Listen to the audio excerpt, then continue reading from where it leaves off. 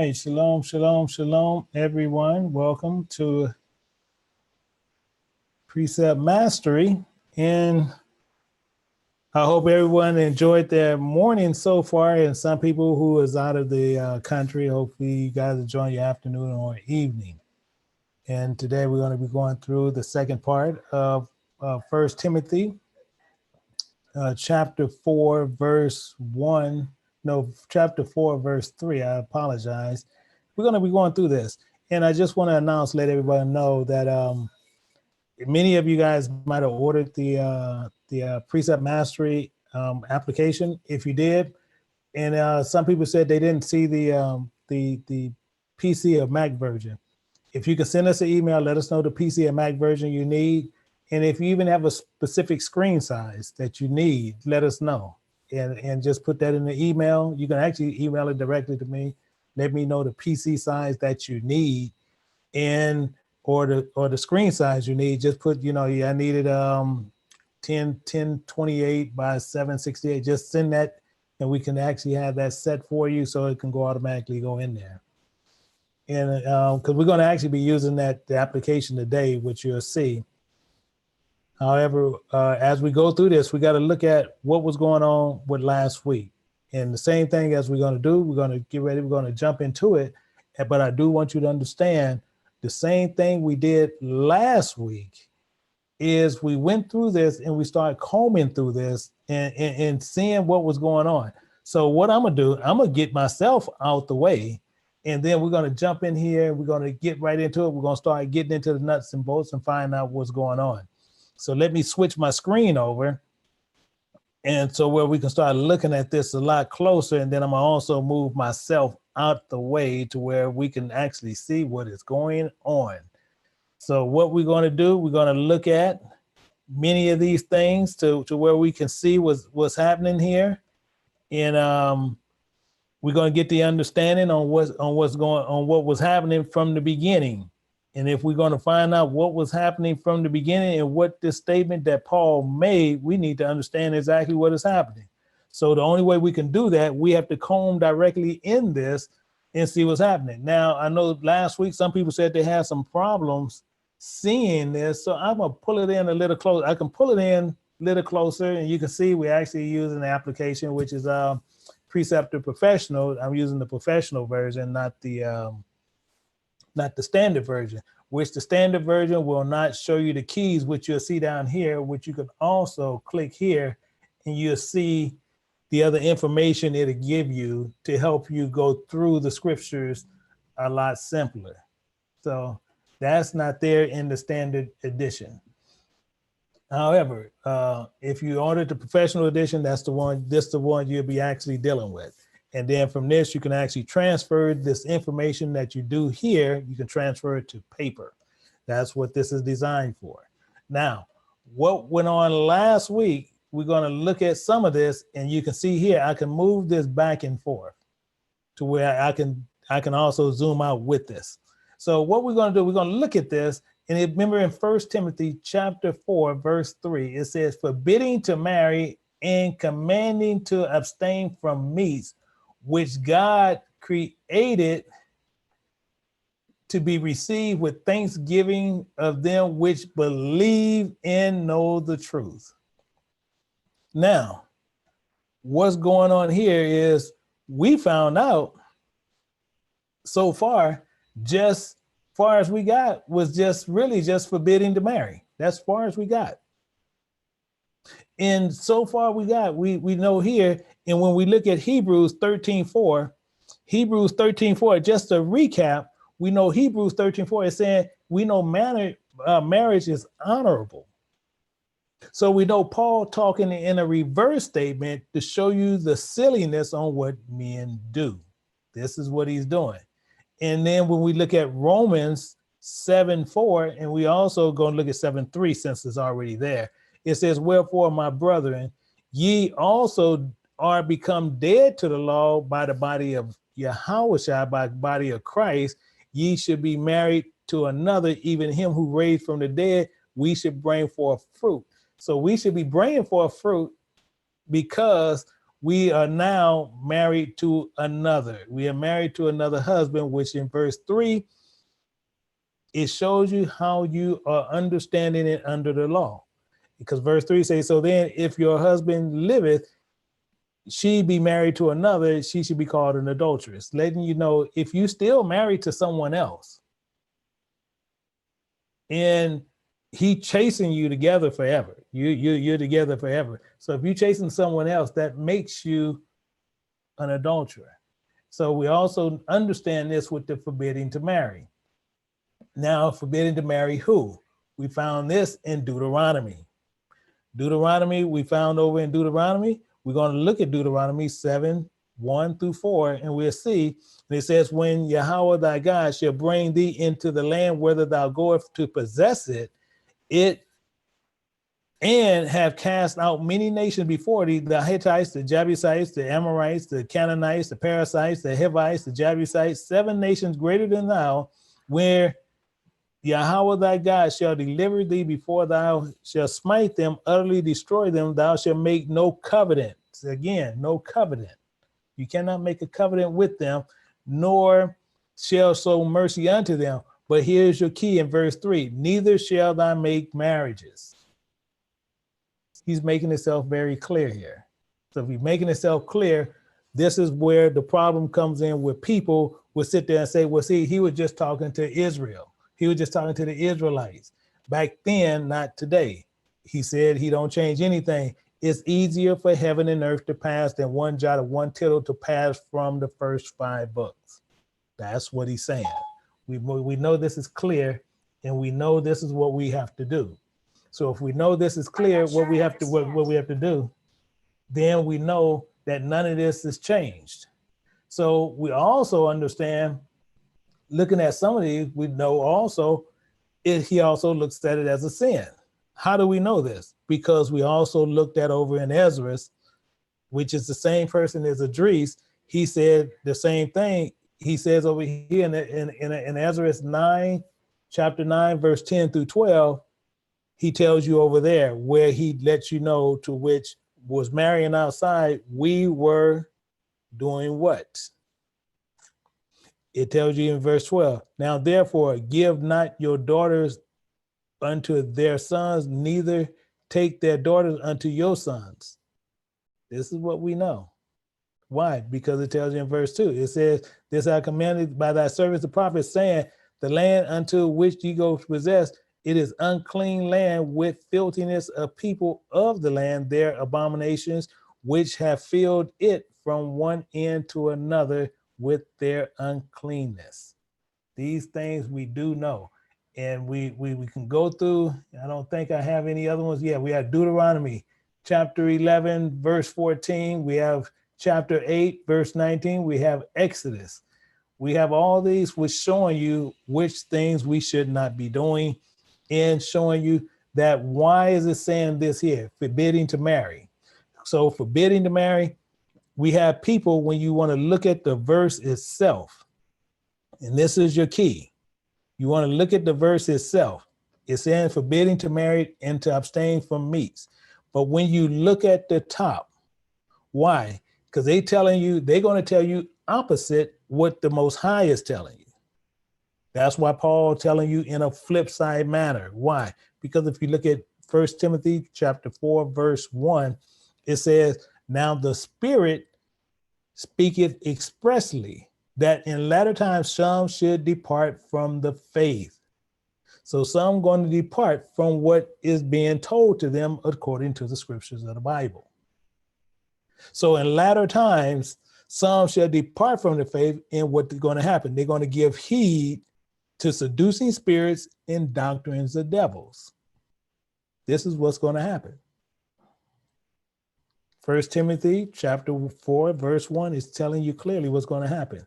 And they're going to speak lies, telling you what? Forbidding you to marry. Forbidding you to marry. And telling you you can marry these other. You ain't got to marry those. You don't have to marry within your nation. You can go marry somewhere else. Having their conscience seared with a hot iron. Why? Because they're teaching you doctrines of devils.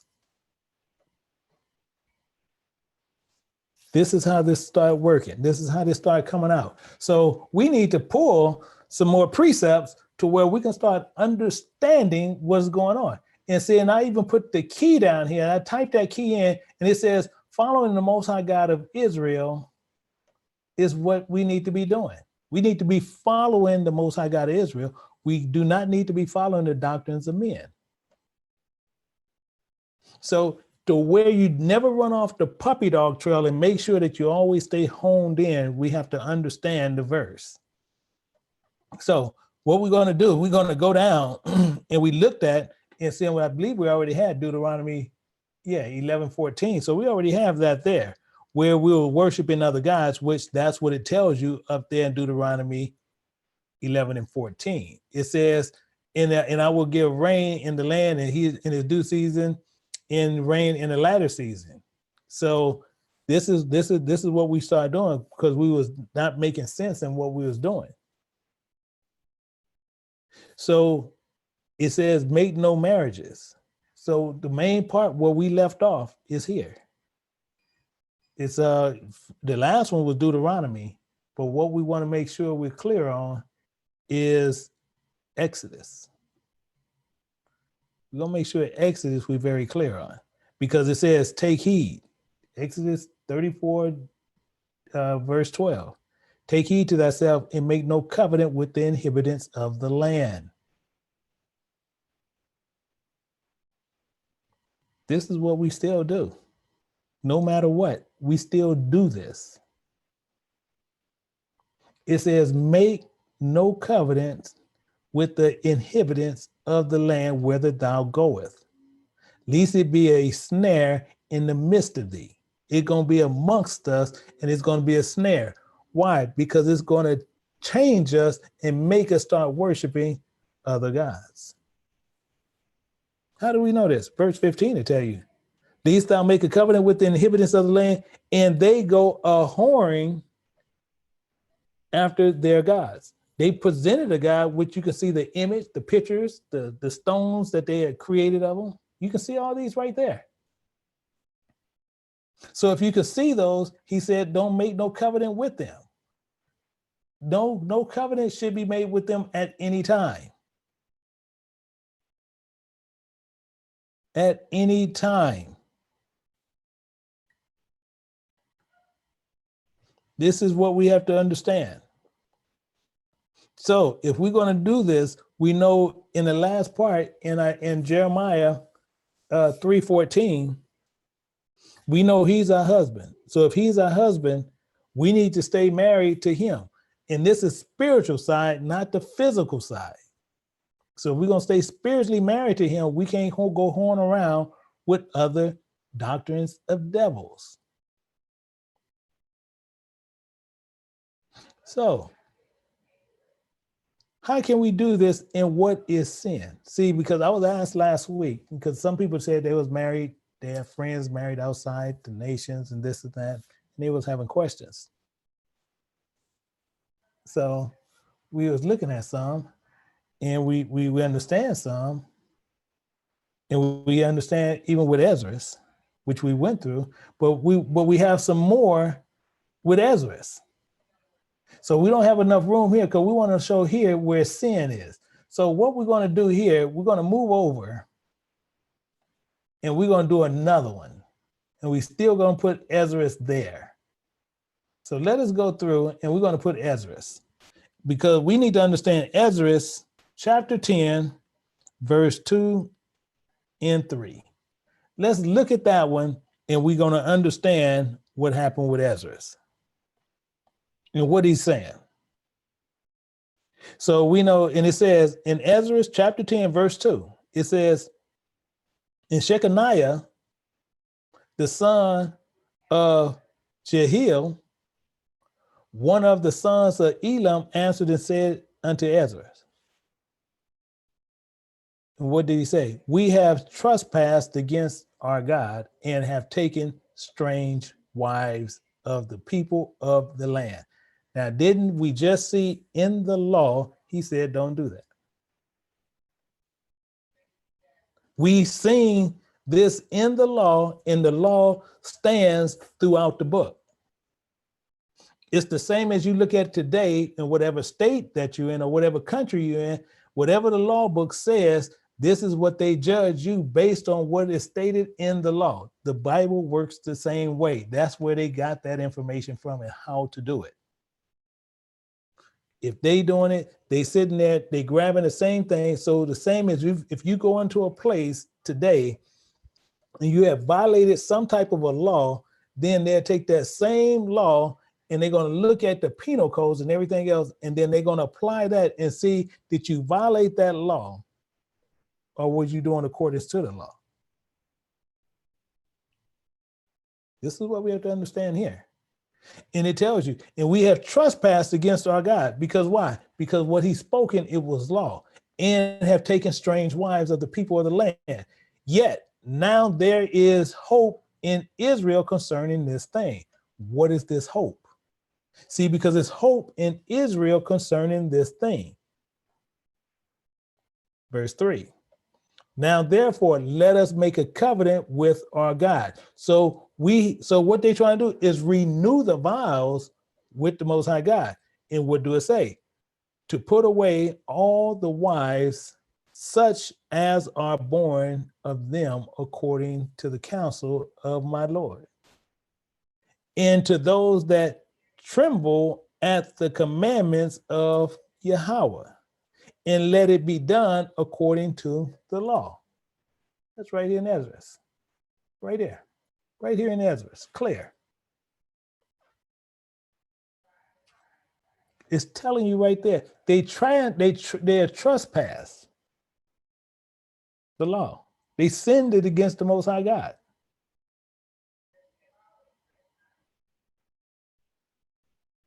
But it has more. Let's look at Ezra 10.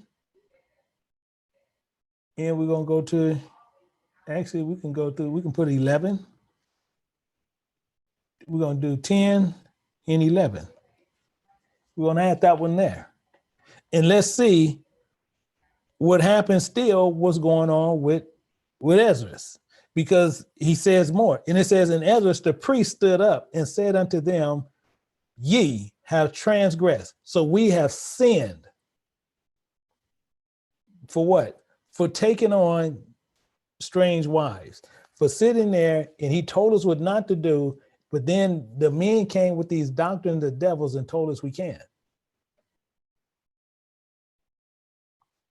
This is what's going on here. And we have transgressed and have taken strange wives to increase the trespass of Israel. So we have done this and we have increased the trespass.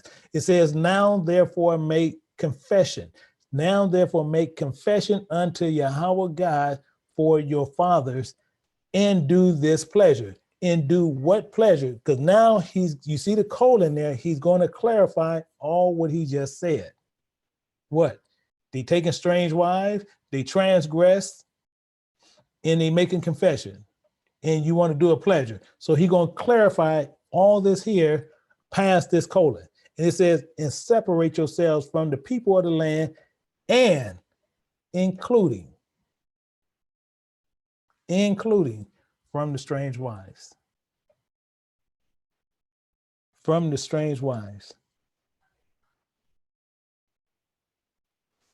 You look at verse 12. That all the congregation answered and said with a loud voice, as thou hast said, so must we do. Why? Because this is a sin. What is a sin? Were they telling you, you forbidding to marry, but they telling you forbidding to marry who? Israelites. And you being allowed to marry other ones. That's why I say Paul is very dangerous, because Paul giving you the flip side on everything that's given. Why? Because they was teaching you the doctrines of devils. This is why that's so dangerous. Let's look at it a little bit more. We're going to get some more here, because when we do these things, things happen. And we're going to look at an example of one, and we're going to find this. We're going to find this to help pull precepts to understand what is going on. We need to find an example, and I'm going to put it there as an example. We're going to look at this. We're going to go to 1 Kings. And at 1 Kings, we're going to look at chapter 11, verse 7 and 8. We're going to go to 1 Kings, chapter 11, verse 7 and 8. Now, we're going to know this man, he was the wisest man that ever walked this earth. His name was Solomon. And we're going to see, did he become and had an issue with the Most High God? See, just because he's wise, let's see, did he come up with an issue with the Most High God because of what he done? And let's see, what did he do? So in 1 Kings chapter 11, verse 7, it says, then did Solomon build a high place for Chemosh, the abomination of Moab, in the hill that is before Jerusalem, and for Moloch, the abomination of the children of Ammon. And likewise did all his strange wives. All did his strange wives.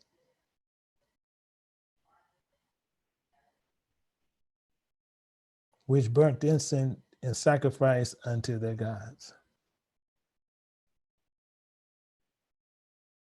So we do know now that he was committing abomination also. So we just put that there, even though there's some more there, but we're going to put this here.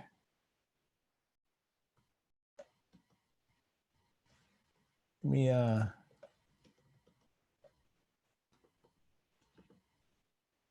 trying to sit there, trying to see why it's not oh, there we go. And actually I don't want that one. We want actually I do want that one. I want that one because I want abomination there. That's why. That's why I was doing that. Actually, let me leave it. Let me do abomination. So we know that is an abomination what he was doing. So we got sin, abomination. Sin and abomination. Clearly for doing what? For doing what?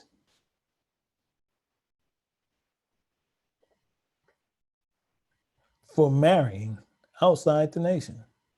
We still have a little bit more. See, now the same one I said with Ezra is Idris. And this is one particular reason why they don't care for Idris or Ezra and why they took it out. Because we're going to look at some real particular things there. We're going to go to 1 Idris, chapter 9. 1 Idris, chapter 9. And we're going to stop right there at verse 7. Same one, Ezra and Idris, same person. And it says, so Idris rose up and said unto them, ye have transgressed the law in marrying strange wives, thereby increase the sins of Israel. He's just repeating himself. This is a repeat. This is a repeat. We have transgressed the law, and we have married strange wives, and we have committed sin. Thereby to increase the sins of Israel. Almost identical to what he said. It says, and now by confessing, give glory unto Yahweh God of our fathers. It's not he just said this. We just heard him just said this exact same thing.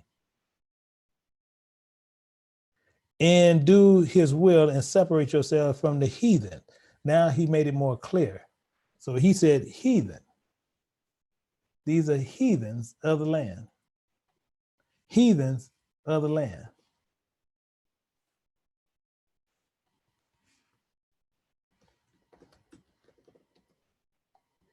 So these are heathens of the land.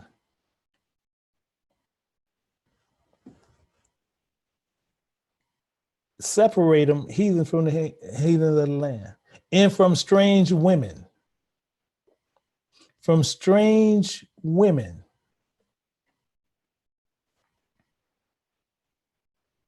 So we need to find out a few key things here. So some people will sit there and they'll say, well, what if she's Israel? See, we have to have all this in play. What if she's Israel? So if she's Israel and we married to her, what should we do? Should we separate as what this is saying? See, because this is saying separate because she's not of Israel. So if we're going to separate just because they're not Israel, what about if they Israel and you find out they don't believe and you married to them?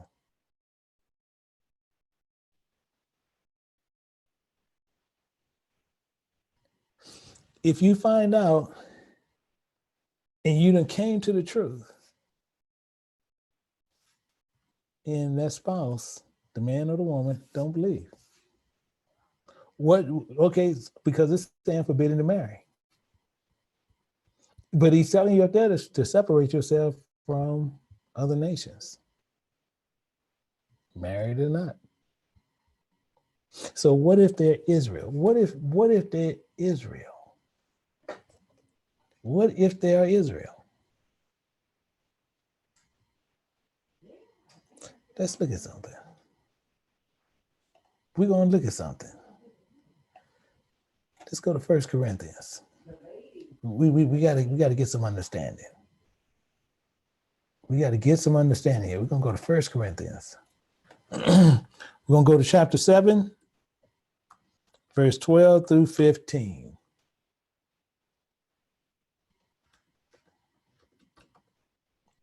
And this is Israel. We'll do if Israel. If Israel. What are we required? If Israel, what are we required to do? We're going to find this over in 1 Corinthians. Because we got to make sure we stay within the law, no matter what. We always got to stay within the law. So it says, 1 Corinthians chapter 7, verse 12, it says, but to rest I speak not the Lord, if any brother have a wife that believe not. So if you have a wife and she's Israel, because we already know if she's not Israel, we already know that's clear in the law. That's clear. So we know Paul and them here is not talking about that. We know Paul and them is talking about if they Israel. This is how you can decipher between the two. Because you have some people that say, oh no, where it says here it changed. No, it don't change because he changes nowhere. So we know he changes nowhere. We know when this is being spoken, all the law was already included in the thought which he's getting ready to project out. This is how we know. So when he says think not, and it's talking about if any brother have a wife that believe not, so it doesn't matter. And it says, and she pleased to dwell with him, let him not put her away. So it doesn't matter. If she don't believe, you can't put her away. If she's Israel. If she's Israel, it doesn't matter. But we know if the other ones believe or not, you see what he's saying. See, this is the difference in what we're talking about. But watch, he goes on a little bit more. It says, and the woman which have a husband that believe not. So now even to tell you vice versa, and believe not. If he be pleased to dwell with her, let her not leave him. So if he's Israel, he's cool to dwell. So be it. But we do know in the law that we cannot reside with another of another nation. Making this clear.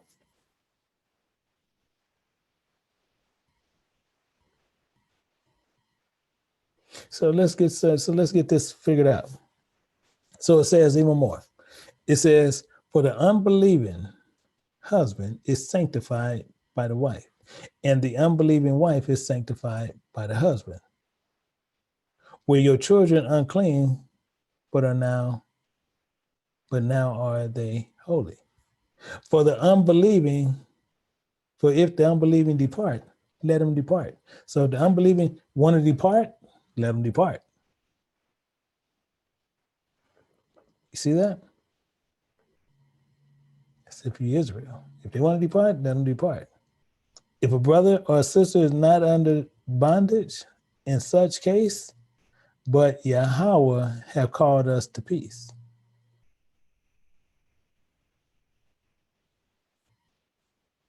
So these are things we do know. These are things we actually know now. Just on marriage. Just on marriage, we have this information on marriage. Forbidding to marry. Forbidding. Key. A key in the verse we need to know. But what about to abstain? See, abstain is gets into a little bit more. To abstain. To abstain. Let's see, what? To abstain from something. It is an effort to deliberately, or commonly known as a self-effort, to not do something. To do something deliberately, not do something. To what? To abstain. And what we'll do, deliberately, we'll put this here. We'll put that there. Let's put deliberately in here. And we can 1 second. This and it's DE in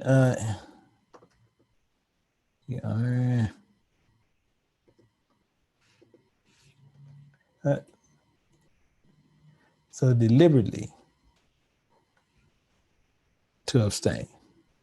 Deliberately self-will. And we just put self-will right there.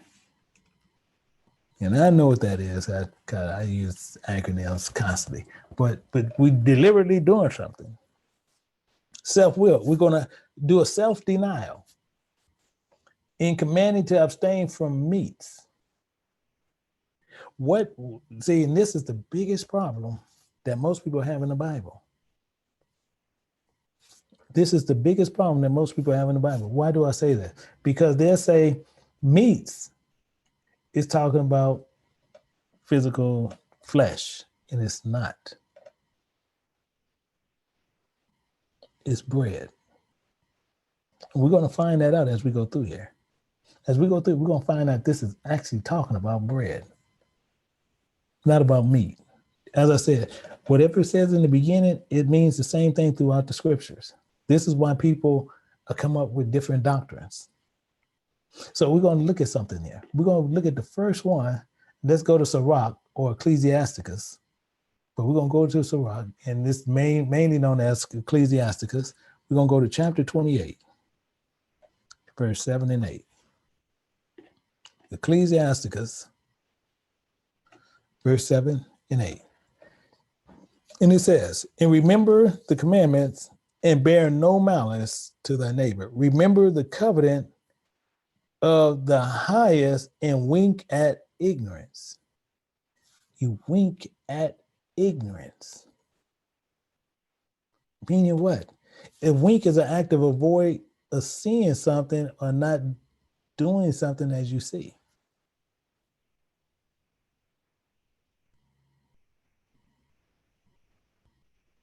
That's what that is. This is an act where you see it and then you're going to avoid it and you winked at it.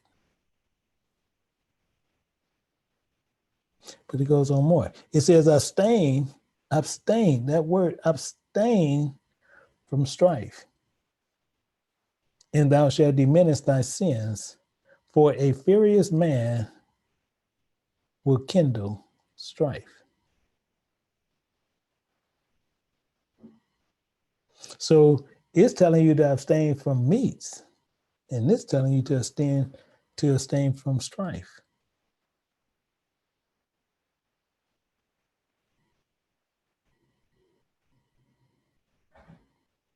And this is, and once you have that bread, that knowledge is telling you about the pollutions and to abstain from pollutions of idols and fornication. How do we know this? We're gonna look at another part here. Let's pull these in here to pull them in closer to where we can have everything here in front of us. This is the beautiful part about this. This is the beautiful part about this. We can have everything looking right in front of us. We're gonna go to Acts chapter 15 and 20. Acts chapter 15 and verse 20. And what do it say? It says, but that we write unto them that they abstain. So he said he write unto them and they abstain from pollution of idols and from fornication and from things strangled and from blood. See, we see how this works. See, now this is telling from the pollution of idols. From the pollution of idols.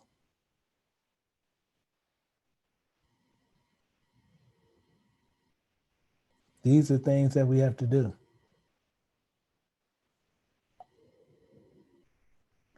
It's making itself completely clear on what we to abstain from. They say to abstain from bread, which we're going to find out in a minute. But this telling you this to abstain from idols.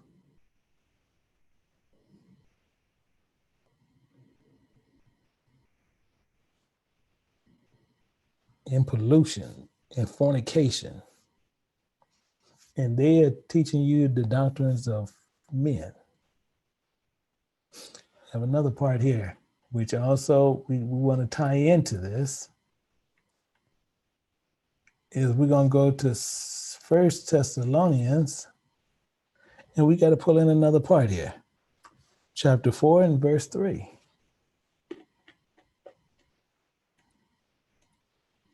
Chapter 4, it says, for this is the will of Yahweh, even your sanctification. See, this is even showing your separation. This is even showing that you're to him. This is showing that you're separated, that you abstain from fornication. We just seen this here, that you abstain from fornication. And they talking about you abstain from meat. But the law is you abstain from things, from pollution of idols, and you abstaining from fornication. You see how it is switching it. It's telling you what's going on. But in Timothy, he's telling you how they're telling you how to forbid to marry and commanding you to abstain from meats when you should be abstaining from fornication and abstaining from idols. We know even with Peter, he even said one here too. We're going to go to First Peter because he also made some clearance in many things also. We're going to go to First Peter. We're going to go to chapter 2 in verse 11. And what did Peter say? Peter said something very, very, very particular here. He said, dearly beloved, he's telling you how close it is. I beseech you as strangers and pilgrims. So we just sojourning here. So we're pilgrims. We're sojourning here. This is not your land. You're sojourning here. That's what he's saying. Abstain from fleshly lust. Lusting after what? Lusting after other nations' people. Which war against the soul.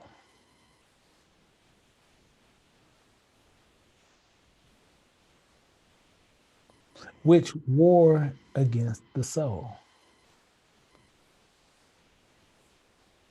These are things that what we need to abstain from, and we didn't got where we need to sustain from pollution of idols, fornication, from lust. So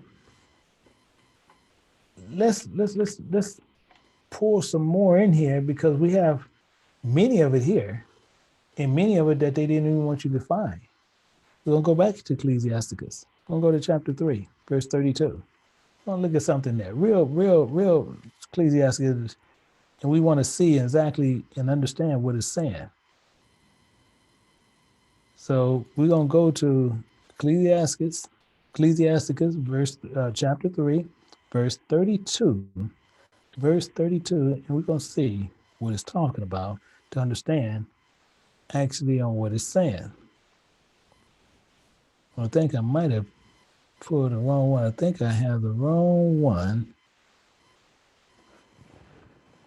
Let me see. I think I did. Let me see. I have I think I want to pull that out of Ecclesiastes. Let me see. I think we have this one. I think I have this off a little bit. Let me check real quick. And actually, I'm sorry. It's I'm thinking of another one. We want to look at abstain. We want to go to actually. Let me go here. I'm gonna change this, and I want Sirach 28. I don't know why I'm thinking that one. Verse 8. 28, verse 8. 28, verse 8. That's the one we want. Why do we want that one? Because we're going to show you why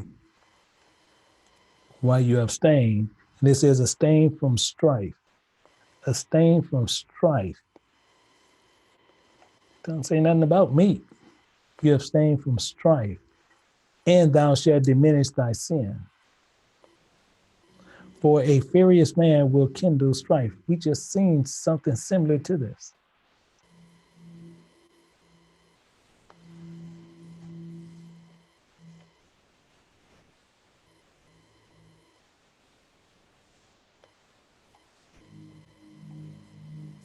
Now we need to know what is bread. What is bread? Actually, I do have this. That's why. So we can actually remove this one because it's actually here. So what we're going to do, we're going to use this, and we're going to go to Leviticus because we need to find out what bread is. So we're going to find out exactly what bread is to where we'll know from here out what is bread. We're going to find out what is bread.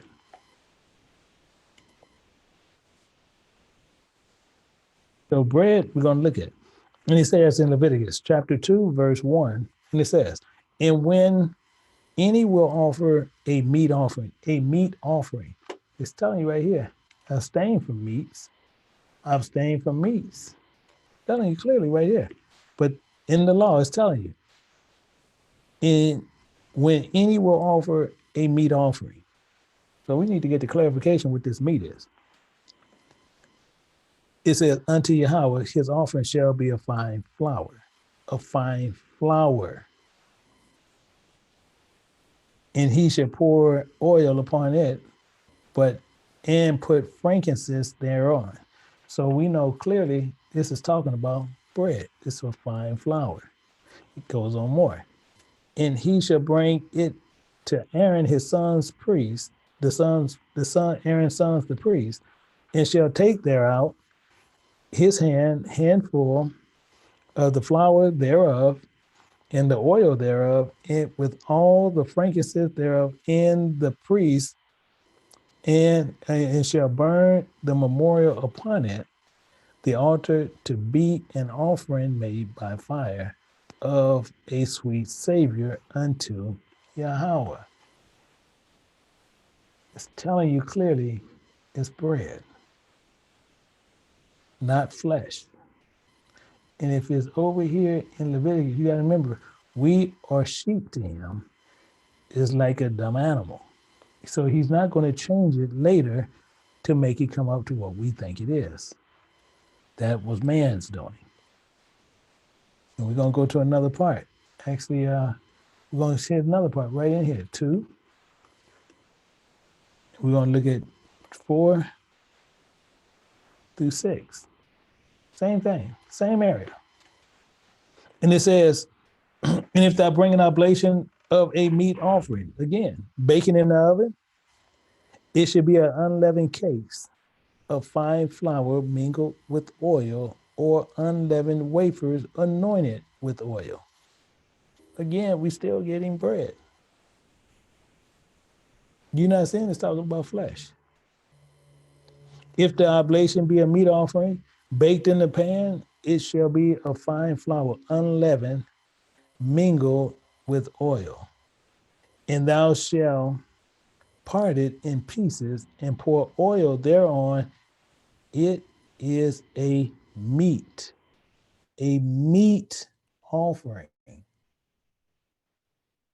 A meat offering.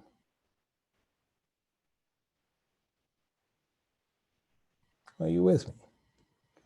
These are things we have to understand. These are things that we're going to be going through.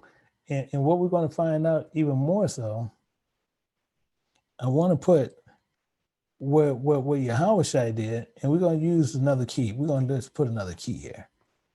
We're going to put Yahushua said he was the bread. Said his flesh is, he said his flesh is bread. How do we know? We're going to go to John 6:50 through 51. Let's see what it says there. And we're going to get the understanding. 6:50 through 51. And it says, this is the bread which cometh down from heaven. How do we know this? Verse 49. For your fathers did eat manna in the wilderness and are dead. This is the bread which cometh down from heaven, that the man that eateth thereof and not die. He's calling himself bread because why? He's giving you knowledge on what you need to know. No, watch this. I am the living bread which come down from heaven. That's the spirit. If any man eat this bread, he shall live forever. And the bread that I will give is my flesh, is his flesh. That's what he's talking about. That is the offering, which I will give for the life of the world. What is that? The flesh. This is what he's saying. But let's add something. Let's add one more verse right here. Let's add another verse right here. We need to put verse 58. Let's put verse 58 there. Verse 58 going to clear up a lot of stuff. And it says, that is that bread which come down from heaven, not as your fathers did eat manna and are dead. He that eateth of this bread shall live forever. You see that? So he's telling you, and he's telling you what you need to do. He's telling you how you do it. He's telling you what his flesh is bread. His flesh is bread. He's letting you know, he's giving you this knowledge on what we need to do.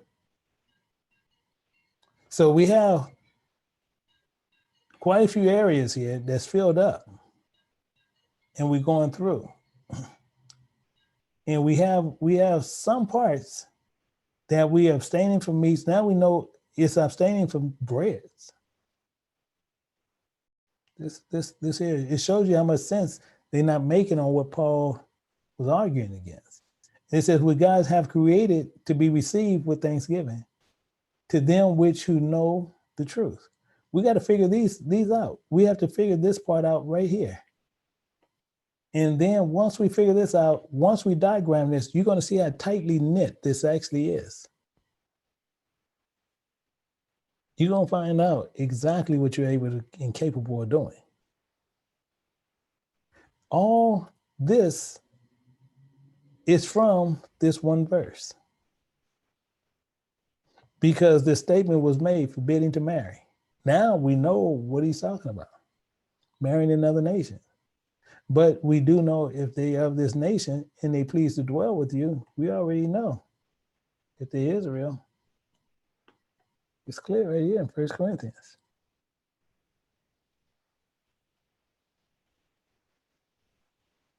So we have to understand when we using the Bible, we have to make sure there's no contradictions, because if we sit there and say back here in the Idris, where it's a sin, and now in the New Testament it's no sin, it'll make him unjust for what he did back in Numbers and in Deuteronomy. That'll make him unjust. That'll make him a flip-flop God. And we know that's not true. But he never changed the conversation from Genesis to Revelations. It's always been the same. It's always stays consistent. It's not the way that you understand it. We have to understand the way he says it. So we're gonna hold up there, because we're gonna get into in the coming day. We're gonna get right here, and this is gonna tie everything to you. We're gonna get a clear understanding of exactly what this is talking about. We're gonna know exactly what this is saying. So what we want to do is understand what's happening and why he was saying it the way he was and why he says it in the flip side. So I want to make sure that everybody understands what was happening here. And as we start going through, you see right here, we have more than 30 precepts right here from this one verse. And we haven't even got past the comma. But you should have a clear understanding of what was happening here.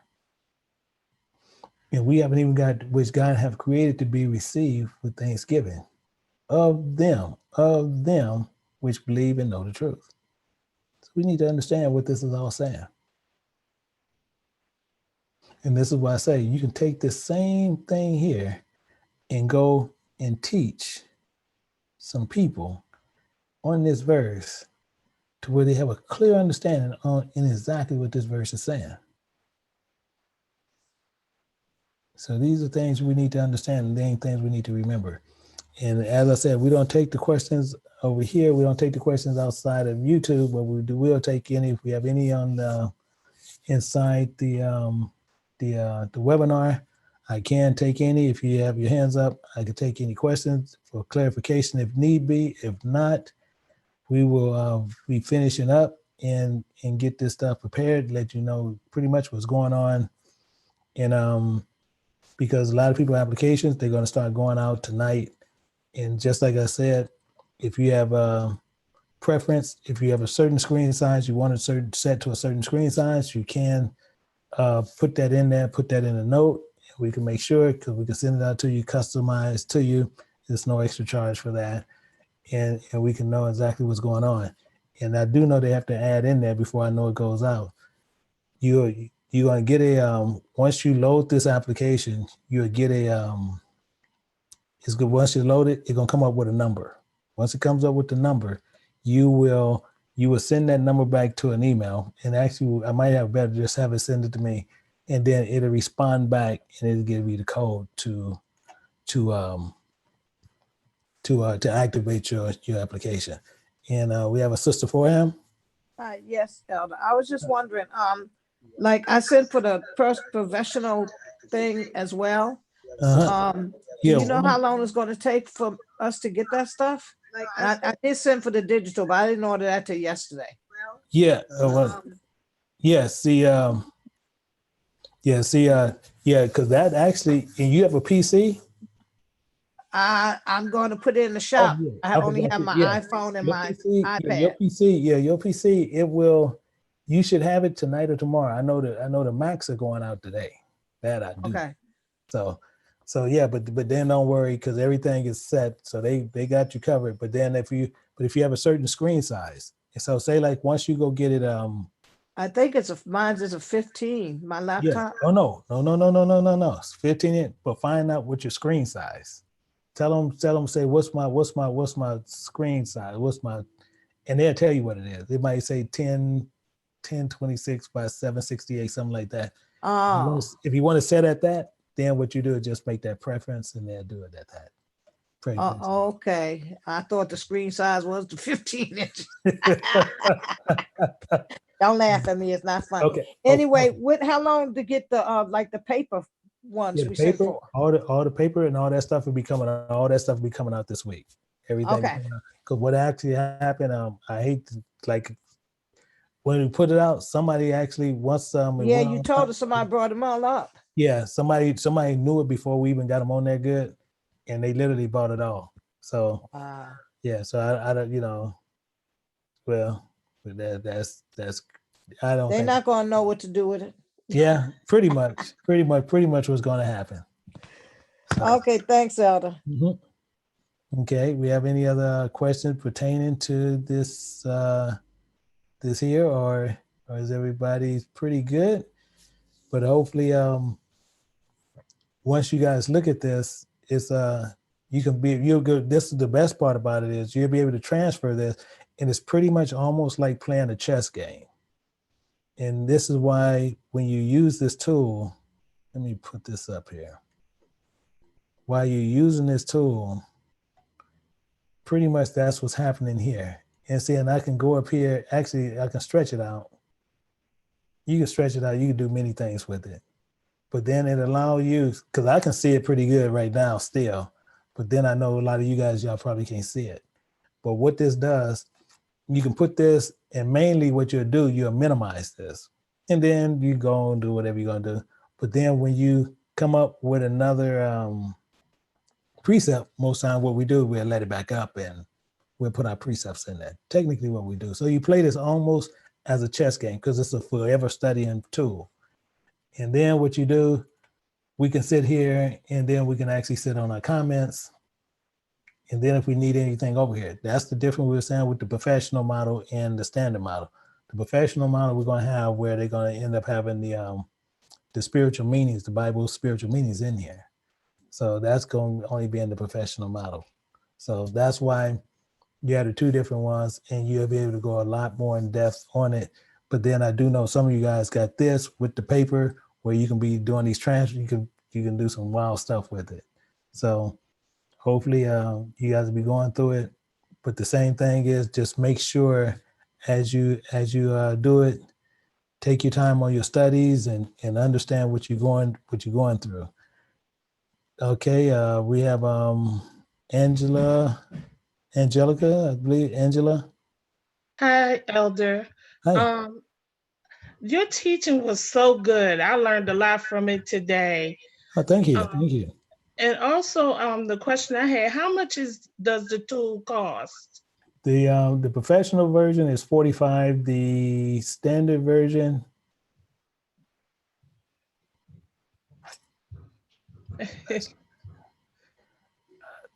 $35, Elder. That's what I was just checking to see if somebody know. $35. Okay, thank you so much. Yeah, and but there's a processing fee too, a shipping fee. So the total for the professional came to $52. Yeah. So what happened is as you're doing it, and see, because a lot of people are gonna get it in CDs and stuff. So what's gonna happen is if you do it, you do this almost like a chess game. So you kind of keep it running. Okay. So this is why you do that, and then you can go through it. You can do on this here. When we're done with this here, you're gonna probably have about 85 precepts to this one verse. Oh wow, that's great. That's specifically to this one verse. Where you can actually take this, and if you have a book that have all the references at the bottom, you can literally scratch those out because you'll see those run you on puppy dog trail. But then when you say forbidding to marry, you can literally go in here and now know who he was telling you forbid to marry. You'll know why he said that, what he was saying. Then when he's sitting there saying, well, to marry, yeah, well, what about this? Then somebody might say, well, what about if you marry in Israel and then they don't believe? You already got it's precepted out now. Then all you do is just say, okay, let's go to 1 Corinthians chapter 7, verse 12. Let's start right there. Boom. You're gonna give them an understanding right there. Yes, Elder, it's so good. I don't want to miss a tittle.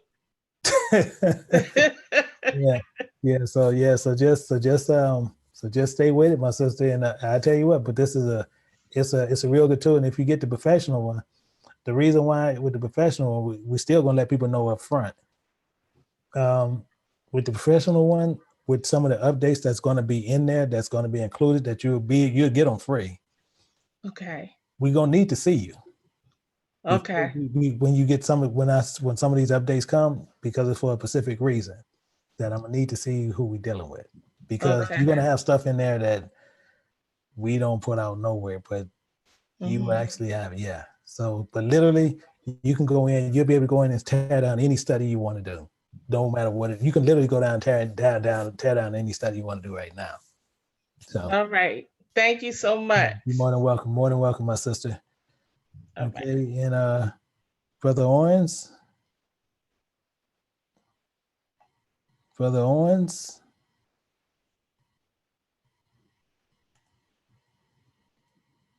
Brother Owens.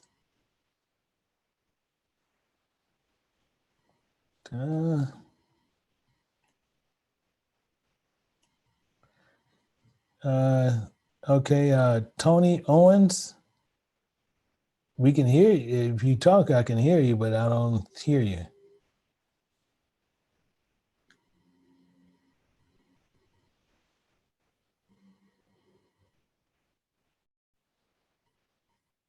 Yeah, I guess not. So, well, with that, I guess we'll finish out, but then we will have our next session on this coming Wednesday. So we'll be looking forward to you guys to join back with us where we can start finishing this out. Many people going to, actually pretty much everybody have the application in. And we'll be looking forward to you guys to where we're going to be going through here, Precept in the Bible all the way through under Precept Mastery. And many of us will be using this under the Preceptor Professional. So I'm going to look forward to it and looking forward to joining you guys again. So until next time, I say bid everybody. Shalom, Elder. Shalom. Enjoyed the teaching. Hey, thank you. I enjoyed you too myself. All right. Shalom, everyone. Shalom.